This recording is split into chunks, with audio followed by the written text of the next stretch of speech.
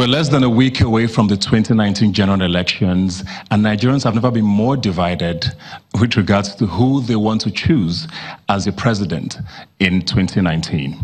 We have a plethora of candidates, I think 72 at the last count, but with so many choices, there still seems to be not that many choices for Nigerians to make. For the first time in our history, we'll be having voters in this country who have never lived under military rule. Nigeria will be celebrating 20 years of democracy this year, which means we'll have first-time voters who turned 18 2 years ago. This program is focused on young Nigerians for the most part, and we're going to try and help you guys today hopefully decide in some way who you would like to vote for in 6 days. Good evening, Nigeria. Welcome to the Youth Debates brought to you by Robin Minds. My name is Ebuka Obi Uchendu. What we have here today is going to be very simple and straightforward. We have a couple of speakers representing two of our major candidates. I know we have a plethora of candidates, but we did a poll and decided, based on what you guys polled, that these two candidates are the preferred candidates, and their supporters and surrogates are here today to try and tell you why you should vote for their candidates. So for Team Atiku and Team PMB, those are the two main candidates for the PDP and the APC, and we'll have four of their surrogates here today who would help us decide, or help you decide on who you would like to vote for come February the 16th. The rules are very simple. We're going to have, like I said, 4 speakers per team facing off with each other. And for each speaker, they would have 3 minutes to speak, 2 minutes of rebuttal from the opposing side, and then 1 minute of a closing. And then the other speaker takes over, after which we move on to another topic. We have several topics we're going to be covering, and I will take you along as we go with each segment. Without much further ado, I'd like to welcome our very first speakers, ladies and gentlemen, representing Team PMB. He's a policy advisor for the Next Level Roadmap. Ladies and gentlemen, please put your hands together for Ikem Isiekwena.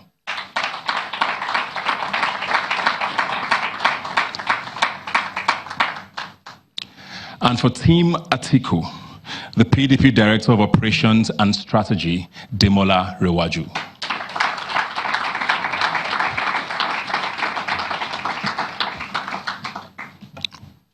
Thank you very much. Once again, please, you are not allowed to applaud or boo at any point unless I tell you to. Thank you very much to the audience.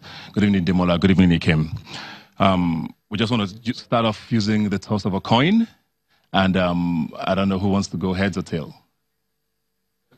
Okay, so tail. Head. So you want to go first?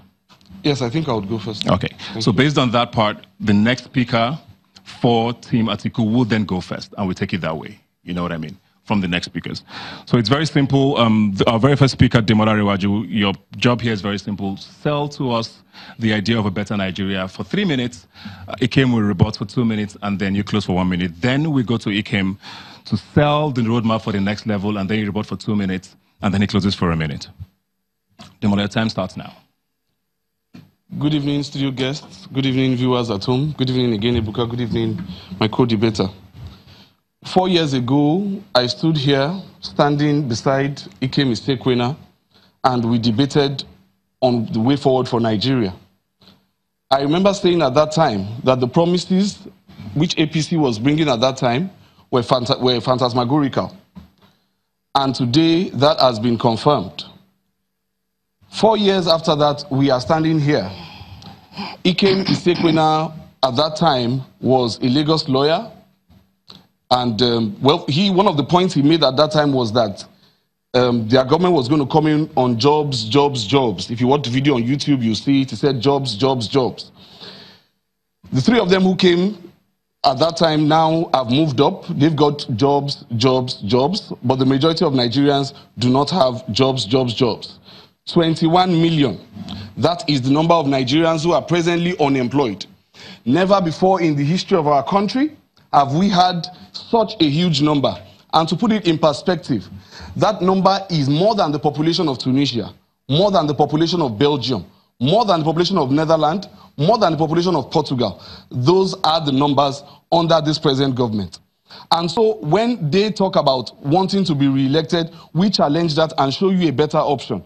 That rather than continue to follow the path of those who promised change and then changed the promise, Why not go with a better Nigeria? Better does not have any other alternative. If it is better, it is better.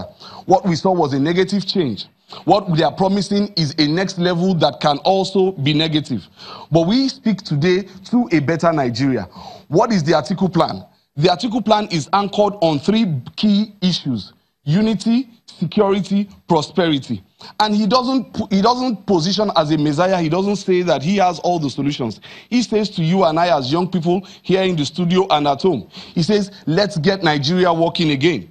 Let us do it together. He recognizes the fact that there was a time when this country worked. There was a time when things moved in this country far better than it is now. And that is why we are here today to preach the message of better Nigeria to Nigerians here and also at home. What we have under this current government is an aberration. What we have is a government of impunity that breaches the rule of law at will. We've seen the recent instance, which is the instance of Justice Onoge. And I would be most obliged, if the opposing team would be able to put it on record, their own stance, because I understand that they are lawyers and they are part of the team Oshibajo. And, we would, I would want them to put it in perspective that if we are talking about the next level of impunity, are we talking about the next level of the breaking of the rule of law? The next level of that is clear to all Nigerians. And so, as an advocate of better Nigeria, I am saying that on the issues of unity, security, and prosperity, that we can do better than going to the next level. Thank you. Ikem, what's the next level roadmap? Okay, so thank you, and good afternoon, Nigerians. Thank you, Ebuka, and the producers of Rubbing Mind for having us here. And thank you, Demola. I do recall 4 years ago when we came here to express what our vision for this country is, and I still stand by those words. And I'm here to express a view that dissects and shows Nigerians that there are 2 clear sides to our future. So in rebuttal to what Demola has just said, I mean, 21 million people lose jobs. It's a pure lie, as simple as that. It's a lie. The Nigerian Bureau of Statistics does not collate absolute numbers of those who are unemployed.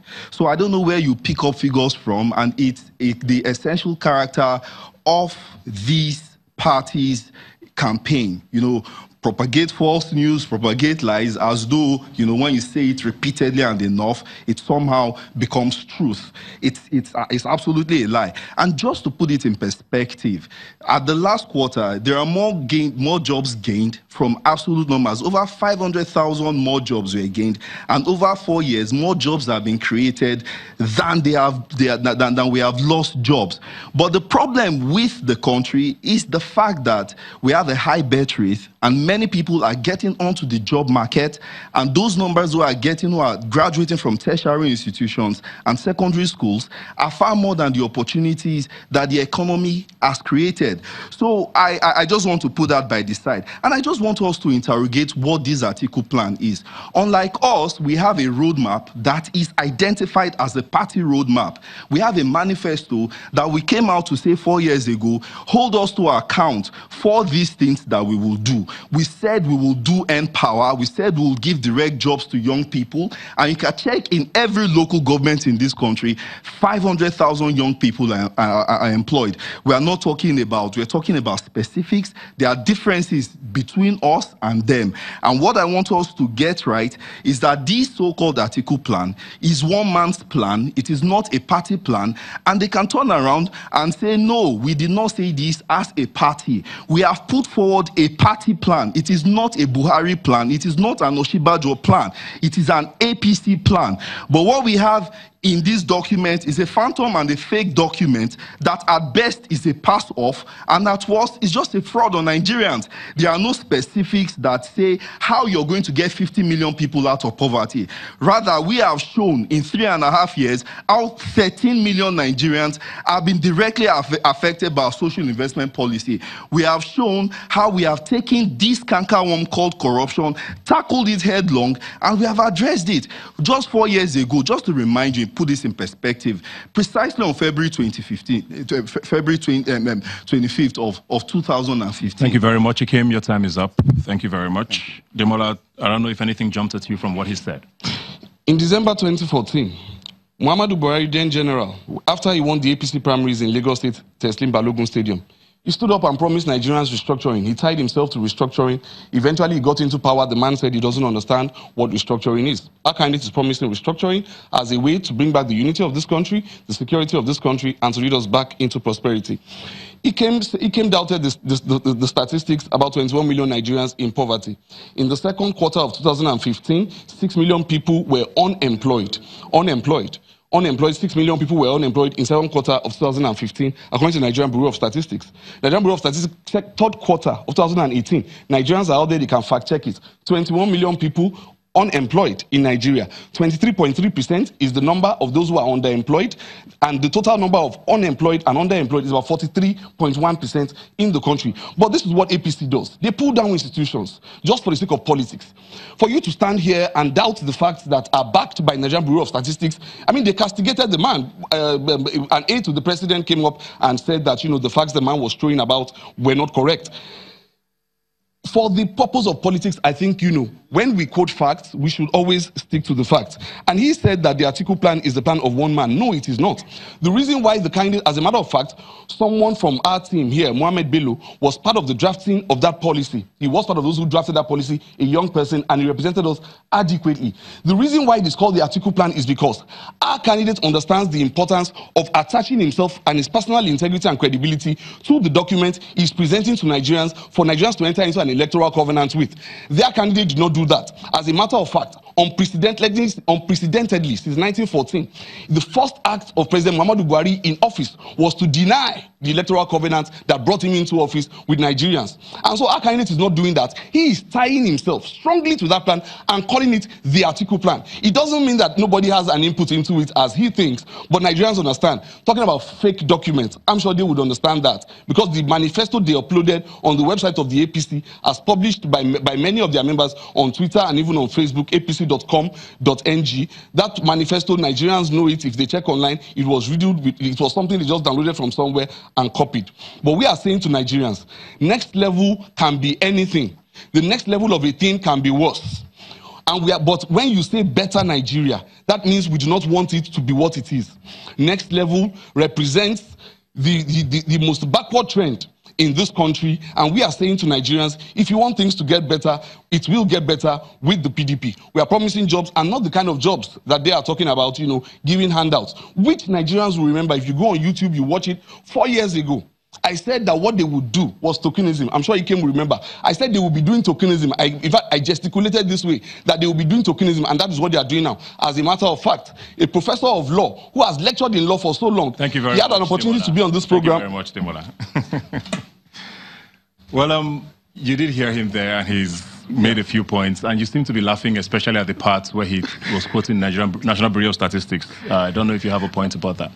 Okay, so I have my time to explain our manifesto now, but before I go ahead, I just want to say very quickly that Demola here confuses unemployment rate with the number of unemployed people. I don't know if he can be schooled as to the differences, that the Nigerian Bureau of Statistics never publishes the number of people who are unemployed. And you can check that, and Nigerians can fact check it. But this is not about that. Just to get into a diatribe with you, this is about Nigeria. In about 6 days' time, we are going to the polls. In 6 days, the character of this nation will be on the ballot. The character of you and I will be on the ballot. Who are we as a people? What do we represent? What are our values? What are the things that drive us as Nigerians? Is it patriotism, or is it just what we've seen and known all our lives, where people who come onto leadership positions use those positions and abuse the office for personal gain? Now that's the crux. You see, the problem of Nigeria is not complicated. It's very simple. It's the fact that the people who have held on to the resources of this country for 16 years have repeatedly pillaged, pilfered, and stolen from this country.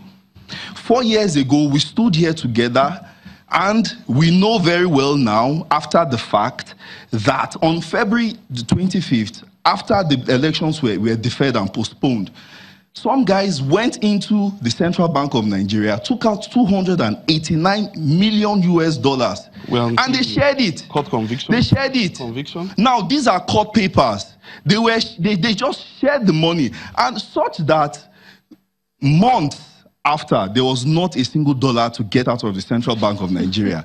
That's the extent of what we are saying. $289 million is over 100 billion naira.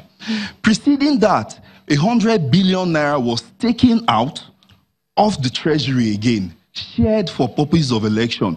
Now you can contrast it, the character of the nation, the character of the leaders. We don't have that madness of people running about because it's election season, using government resources to campaign and to propagate, what is a failed policy.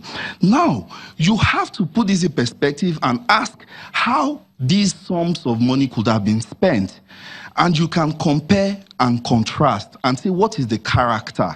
What is the unblemished record of two sides? There's an unblemished record of 16 years where Nigeria earned a total of almost $1 trillion US, particularly between 2010. Thank you very much, Ikem. Thank you very much, Ikem. So I want to go into specifics now, because I know a lot of people are watching this show and they need answers to a lot of questions. I just want to talk specifics on jobs, because I think that's one of the biggest things on people's minds. Job creation. What is the Atiku plan? The plan is simple. I would have wanted to start from where he ended, but let me continue. You have a minute, so if you can do whatever you want to do with it. All right. Now, we are here to present the plan, the Better Nigeria plan, and also to interrogate and expose the deceit behind the Next Level Nigeria plan. The team here with Team Atiku, we are going to explain to you about, we are going to talk to you about Atiku Abubakar and Peter Obi, men who have done. When Atiku Abubakar speaks, he speaks about his record in Adamawa State as one of the largest employers in that state. When Peter Obi speaks, he speaks as a former governor of Anambra State who transformed that state into a model state in Nigeria. Unfortunately, when they would be speaking, they would be talking about what they plan or what they hope to do, because they have nothing to talk about in terms of performance. Now, it is important to understand that the idea of Buharinomics is what he is throwing about. I mean, the fact that anybody in this day and age can believe that they took all the dollars from the central bank and there was not a single dollar, I mean, that is absurd. But these are the kind of things that we hear with the Buhari plan. Demola, thank you very much. Okay, so I'll go straight. Jobs. Very quickly. Now, we promised we're going to do direct jobs and the training program. We fulfilled that promise. Now, there's some fellow called Dapil Ahmed in Plateau State. He's one of 500,000 people who are today engaged teaching in public primary schools, doing agriculture extension advisory services, and also serving in the public health sector. Now, as direct as it is what the administration has done. This is said and done. In addition to that, our plan says we are going to extend the Empower program to 1 million Nigerians, because we have a bunch of people who are coming out of schools and they have absolutely no hope, no jobs. And this is what the administration did at the time to sort of stem the tide of despair and despondence. Now, in addition to that, there's a plan that looks at what the Industrial Training Fund will be to retool it and ensure that 10 million Nigerians are retrained under an internship program. Thank you very much. Thank you very much. But how many have they done? How many have they done? You are talking about what you will do. You've been in office for the past 4 years. I just told you what we did. You are talking about expanding. As a matter of fact, Ebuka, the Empower people who were employed in 2016 were supposed to be disengaged about 2 months ago, and they protested. These people, and I'm happy because they are here, because they work very closely with Oshibajo directly, who is in charge of the Empower. And they extended it without a Senate appropriation concerning how they will be paid, but because they wanted to keep those people on for elections. You see, those jobs are tokenism. Nigerians understand that if you had a certain amount of money in 2015, when the PDP handed over, the value of that has reduced presently by more than 11%, because that is the rate of inflation presently under their government. Inflation under the APC government went to a 12-year high of about 18%. He wouldn't tell you those numbers because he knows that, but rather what they would do, as I said 4 years ago, is to plug figures from the air that cannot be verified. We can base this entire debate on the issue of credibility. He talks so much about character. Thank you very much. And I ask Nigerians to Google presently. So, just to put this in the right context, the N-Power program is a direct intervention program. You may call it tokenism, but you can ask Nigerians. Not jobs. You can, please don't interrupt me. Jobs. I did not interrupt you. Please. And you can ask Nigerians who are in those local governments and those children who are being taught by this N-Power graduates whether it is tokenism. Now, you can also ask all the individuals that are in technology hubs, 6 of them around the country, whether what we are doing in those technology hubs amounts to tokenism. Or you can ask, indeed, the small businesses all around, 319 of them that have a direct beneficiaries of our MSME program. Now, what we are saying is this, is that simple. The PDP has impoverished Nigerians, impoverished them for 16 years, and we are taking the necessary steps to correct those wrongs. I want to ask you a different question now, almost related as well. But the Atiku campaign almost seems to sometimes want to distance itself from the PMB sort of mantra of 16 years must be the basis for judgment. Is it right to detach Atiku from the PDP with regards to achievements? Well, I think there is no way you can just you can detach Atiku from the PDP as a top member and a founding member of the party at that time. As a matter of fact, the highest GDP growth rate witnessed in this country was in the first term of Chief Olusegun Obasanjo and His Excellency former Vice President Atiku at that time, 41% GDP growth from between 1999 to 2003. Under the government that is campaigning for re-election. In other words, when Atiku was campaigning for re-election as the Vice President, he was campaigning on the basis of 41% GDP growth. They are campaigning on the basis of what? 2% GDP growth witnessed since 2015 till date. It is ironic that the APC, a party that glorifies poverty, a party that... You say 41 or 4.1? 41% GDP growth recorded. Yes. When Google it. 41, people will Google. And I was about making that point earlier on that Nigerians should go on Google and Google how many Nigerians are unemployed. Because, you know, he wants to make it look like rocket science. But when you say 43.3% people are unemployed and underemployed, all right, Demola, you know the number. Thank you very much. I was going to talk about...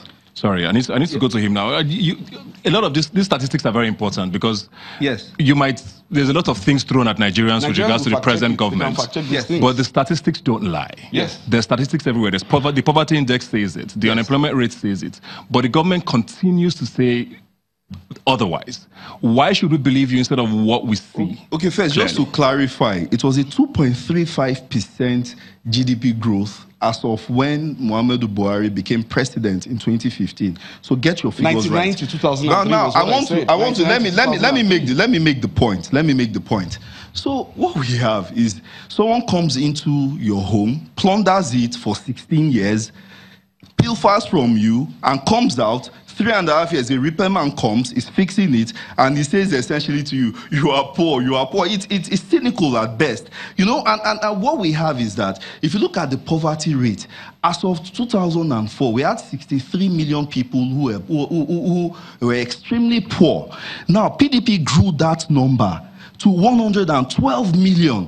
Now, what they say that is 87 million and Nigeria is the poverty capital, it's a reduction on account of government direct effort. We are reducing the mess they've created. That's essentially what it is. Let me give you another number to jump at you. PDP grew the out-of-school children from 10.5 million. We need to wrap this up very quickly. So you both have just 1 minute each to wrap up your points, please. Very quickly. I'll use my 1 minute to talk about the issue of 16 years of PDP, and I think we should lay this to rest once and for all. Nigerians should remember that Nigeria did not start in 1999. Nigeria started as, you can take it as far back as 1960, you can take it as far back as 1914.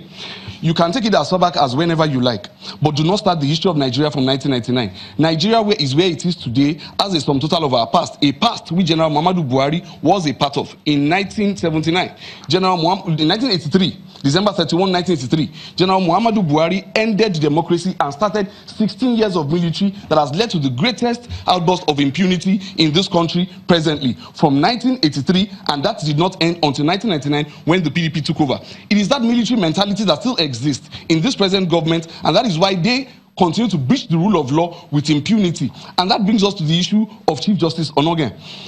2 weeks ago, His Excellency the Vice President was supposed to be here, but I understand that he was not here. A professor at law, we expected him to come to Nigerians and lecture us on the legality of Thank you very much, and I hope that the legal minds who are here will be able to explain to us on the issue of the rule of law. Yes, sorry. Just to clarify, I'm still a lawyer in Lagos, just to make that point clear. And just to say to you and to Nigerians that thank you for admitting your unblemished record, that you are indeed part of the problem. The PDP is part and parcel of digging us into the hole we find ourselves. And there's absolutely no way we can not examine and look at the unblemished record of corruption, thieving, and pilfering that this party is known for. Absolutely. For those young Nigerians who are voting for the first time, please tell me when you've known a Nigeria that worked for you in their 16 years. Which education has worked for you? Where are the roads? Where are the bridges? Where are the rail? Where is the infrastructure? Where is the world-class economy that you can be proud of and you want to go back to? Please, let us come with our hearts open. What this mind needs is restructured hearts of Nigerians who want to attain leadership positions. And I'm saying it clearly. Character Thank you very much, is on the ballot. Thank you very much, on the ballot. I like that you mentioned the economy there, because we're going to take a break now. When we come back, our next set of speakers will be talking on security, healthcare, and the economy. Please join us.